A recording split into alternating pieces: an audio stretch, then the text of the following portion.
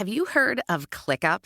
It's the fastest growing productivity tool that's saving people 1 day a week by bringing all your work into one place. Loved by 200,000 plus teams in companies like Uber and Webflow, ClickUp brings your tasks, docs, goals, chat, and more into one place to help you get more done. ClickUp is free forever. So sign up today at clickup.com/iHeart. The economy is confusing, and it can be hard to know what to do with your money when things feel so volatile. So crack open your notebooks, because Planet Money Summer School is here to help you master the basics of investing. I'm your host, Cardiff Garcia, and we've brought in world-class professors to answer questions like, is it better to buy a lot of one stock or a little bit of a lot of stocks? What are bonds? And is it ever too late to start investing? Listen to Planet Money from NPR on the iHeartRadio app or wherever you get your podcasts. Hey, it's Roy Wood Jr. from The Daily Show with Trevor Noah and host of the new podcast, Beyond the Scenes. In each episode, I, along with Daily Show correspondents, writers, and producers, dig deeper into your favorite segments. We talk about how the show comes together, what we left on the cutting room floor, and where we're at now with these issues. We're talking about topics like police violence, sex robots, gun control, therapy in the Black community, and so much more. Listen to Beyond the Scenes on the iHeartRadio app, Apple Podcasts, or wherever you get your podcasts. Now here's a highlight from Coast to Coast AM on iHeartRadio. And welcome back to Coast. George Norrie with you. Mac Maloney with us. Has written more than 50 novels that include military thrillers, science fiction, historical fiction. He's written several nonfiction books, including UFOs in Wartime, Beyond Area 51, and Mac Maloney's Haunted Universe. Mac created the long-running Wingman series and is the host of the Mac Maloney's Military X-Files, which is a weekly podcast, and has worked as a consultant to the U.S. government on anti-terrorist programs as well. Mac, welcome back to the show. Hi, George. How are you? I'm fine. How have you been? Pretty good. No complaints. How did you get involved working on anti-terrorist programs? How did that happen for you? Well, a friend of mine works in that area, and they had a program going where, believe it or not, they wanted to take in some fiction writers to, I have to choose my words carefully here, to create scenarios that intelligence agencies would then kind of program and then kind of carry out in a room. I don't know how else to say it. To put that, that's right. Was it fascinating for you? It was great. I mean, it was. I was working in a place, a very high security place, and the people that I was working with, have been in the business for a long time, and we just kind of wrote plot lines for these agents to train in and to train with, and we could kind of watch for this kind of match going between the agents and the quote-unquote terrorists. We could see it on a big screen and see who's winning and so on. So, yeah, it was fascinating, to say the least. Lots of things going on these days, Mac. I want to talk about your book, Haunted Universe, as well, but get your reaction to the government's report on UAPs, unidentified aerial phenomena. Do you think we're ever going to get to the bottom of this? It's a good question. I mean, I hope so, but it would have to go in a completely different direction, and what that is I think you have to turn it over to the scientists and have them do scientific studies of UFOs, and instead of leaving it up to, let's say, government agencies. I think that's the only way you're going to really kind of prove it.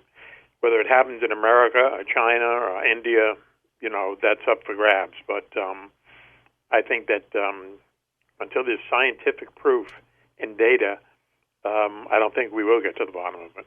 And, of course, they did admit that UFOs are real, but they didn't negate it either. It's kind of frustrating, isn't it?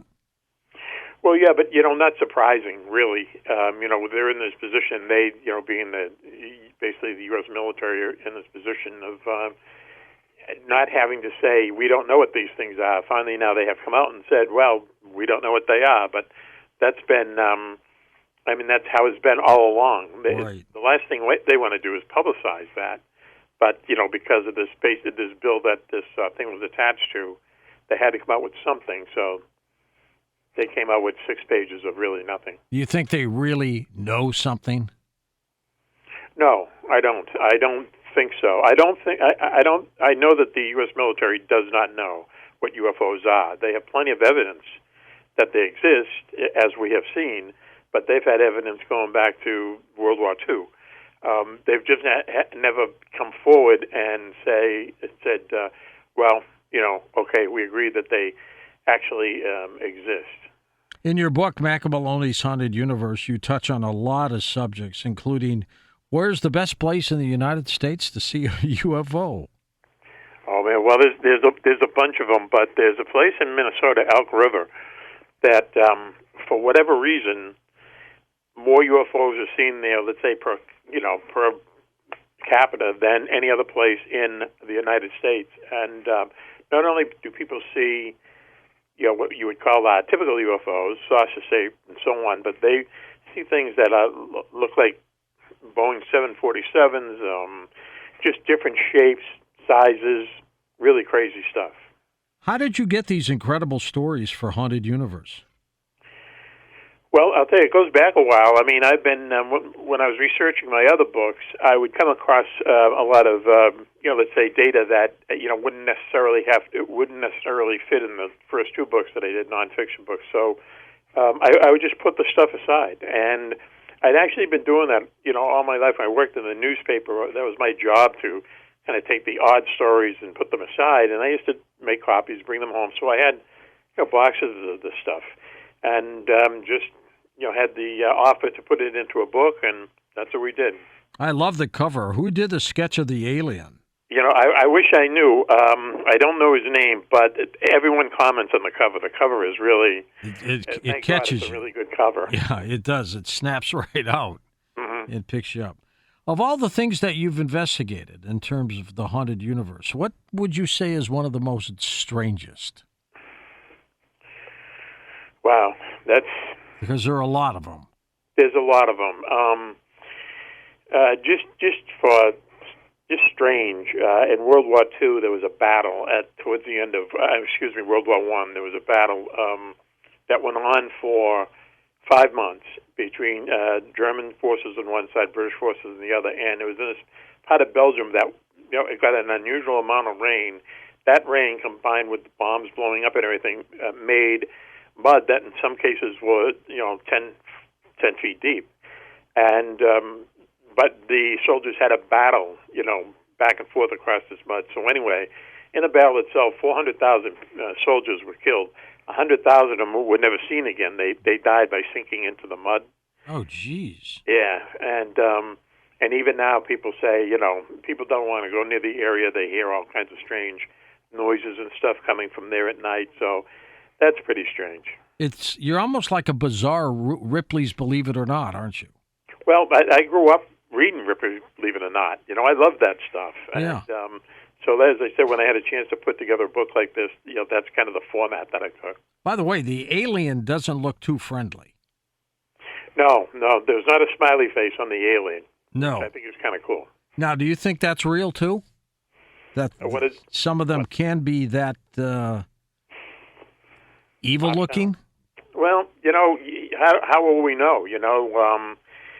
There is one thing, though, I got to say that when I was researching UFOs in wartime, my other book, and that's like 250 stories of UFO and military encounters, and I think there is actually 3 instances in that book where there's some kind of hostile action between UFOs and, let's say, our airplanes or whatever.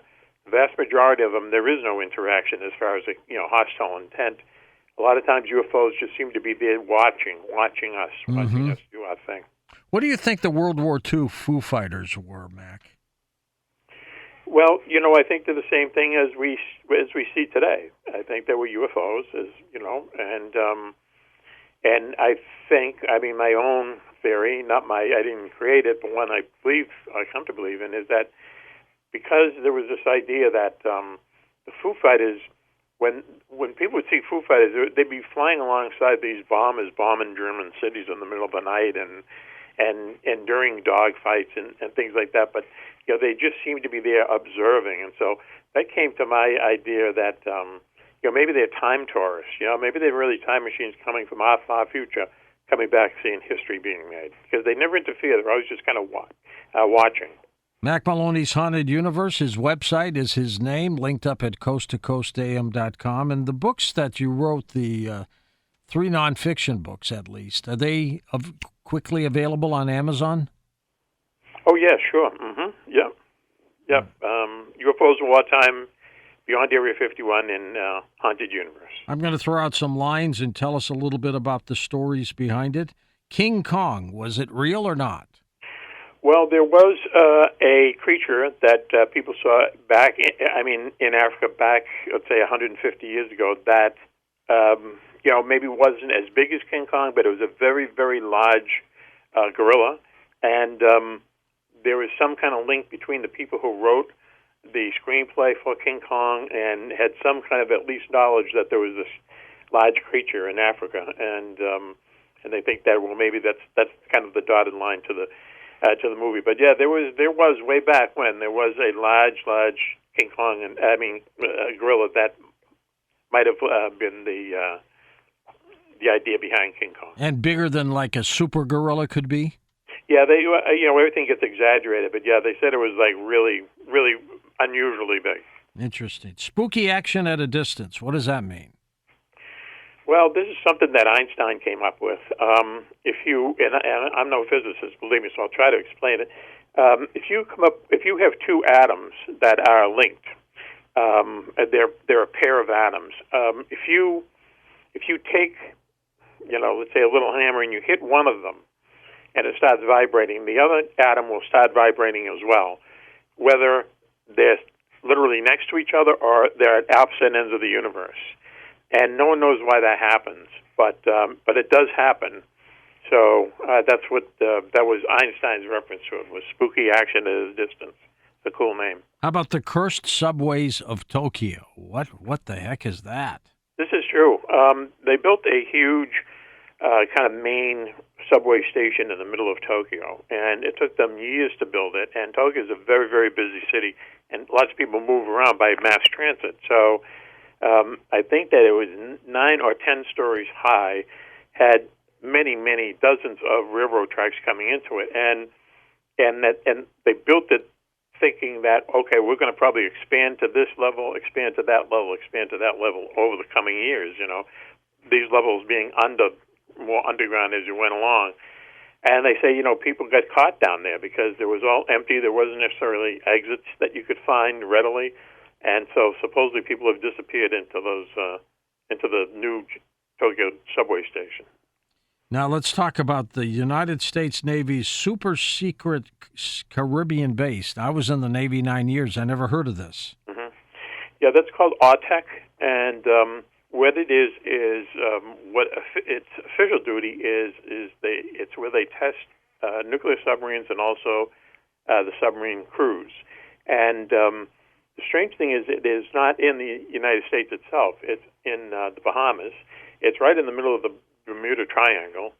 There's a trench between the U.S., continental U.S. and Bahamas, and it's a place where the submarines can go down to quite a depth and test different electronics and, as I say, crews and everything. But there's lots of stories around this place where people see UFOs down there on a regular basis, and they also see USOs down there on a regular basis. Submerged UFOs, yeah. Right, and see them doing very, very strange stuff, like going very fast underwater, which should be kind of physically impossible. But many, many stories around there and around AUTEC, and again, it's strange that the Navy built their Area 51 in the Bermuda Triangle. Interesting. What is the very mysterious M Triangle? The M Triangle is a place in Russia in the Urals.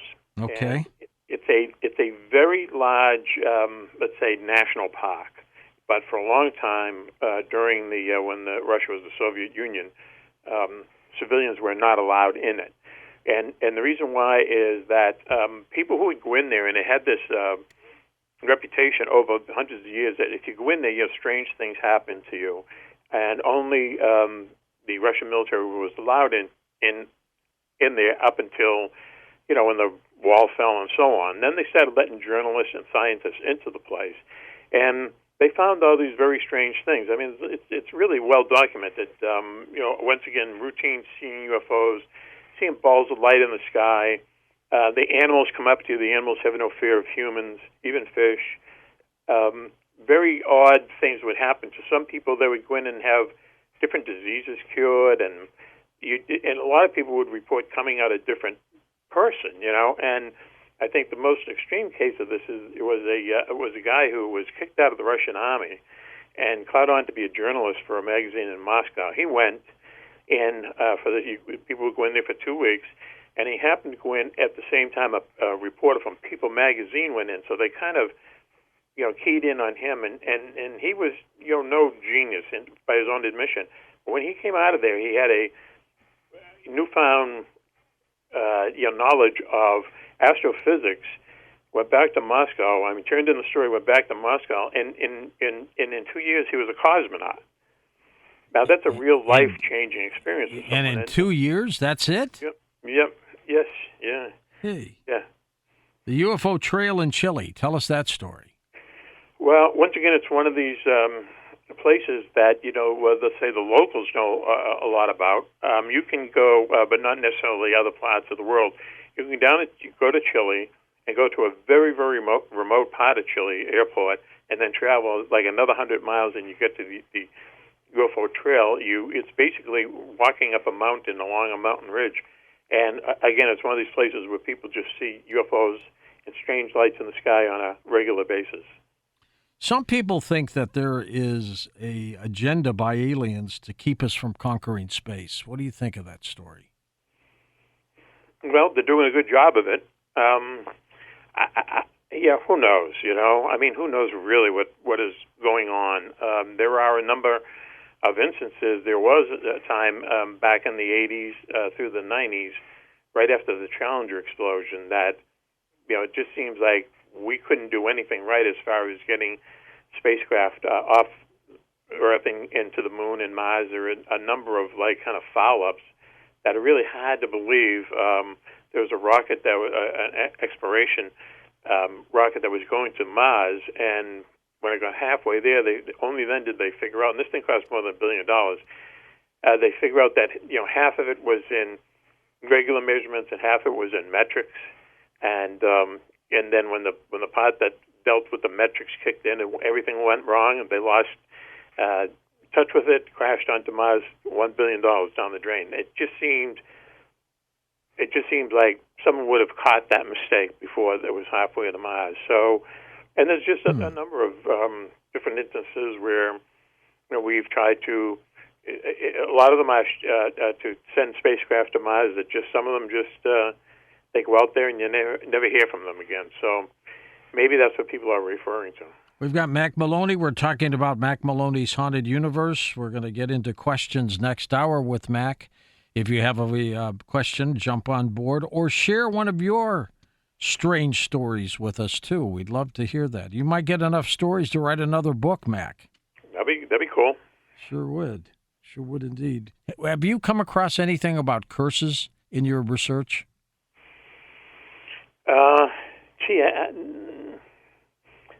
Nothing that comes to mind, to tell you the truth. Haunted places. Haunted places. There's lots of haunted places. We, in Haunted Universe, we go through the most haunted place in every state, and some of them are really creepy. Oh yeah. I know in Washington, the state of Washington, is a high school where, one night during a high school play, one of the actresses just died from some reason. She died there on the stage. And now, when people go and use the auditorium or anything, they see her up in the balcony. They hear her laughing. They hear her clapping and singing the songs she was singing in the play and stuff. And just something about that was, really creepy. That is strange times indeed, Mac, isn't it? Yes, yeah, for sure. How much do you think the CIA knows about UFOs? Well, again, they know more than we do because they have more evidence that they exist. I am convinced, though, that they don't know. No one knows. No one on this earth knows what UFOs are, because if we if we did know, I don't think we'd be living in this kind of world. I think we'd be living in a different world.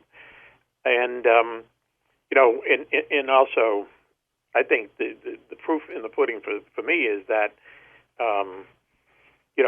the President of the United States is supposed to know everything or ask a question, and he has to be informed on stuff.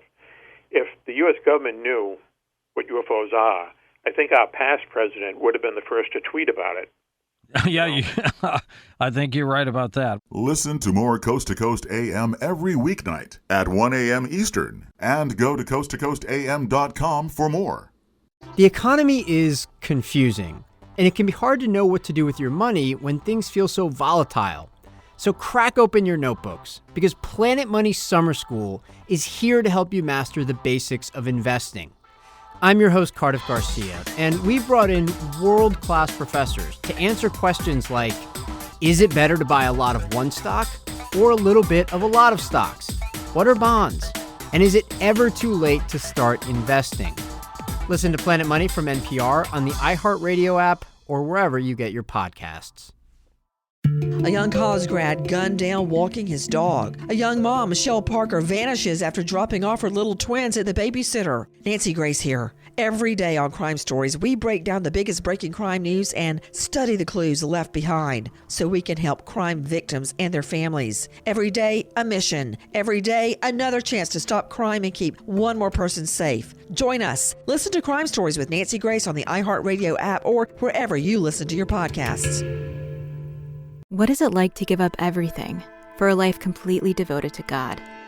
I'm Erica Lance, and I'm a journalist and the host of the new podcast, The Turning, The Sisters Who Left. I've spent over a year researching Mother Teresa's Catholic order, the Missionaries of Charity. I've spoken with former sisters who worked closely with Mother Teresa. They talk about her bold vision and devotion to charity and prayer. But some of them found that life inside this fiercely private religious order was not what they'd imagined. The order was wired that you had very little time to think. You're only getting input from one source. You're isolated from everyone else. That's what I mean by brainwashing. You could not have a friend. This was specifically prohibited. If you got too close to somebody, it was really, you were playing with fire. If you make a lifelong vow, what does it mean to break it? Listen to The Turning, The Sisters Who Left on the iHeartRadio app, Apple Podcasts, or wherever you get your podcasts.